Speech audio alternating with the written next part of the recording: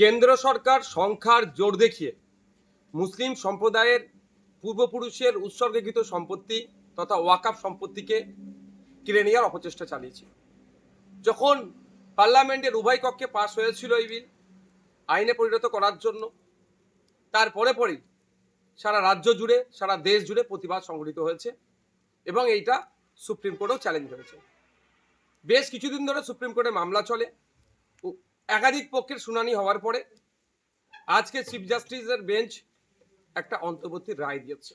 এই রায়ে কিছুটা স্বস্তি মিললেও সম্পূর্ণরূপে এটা সুরাহা এখনো হয়নি।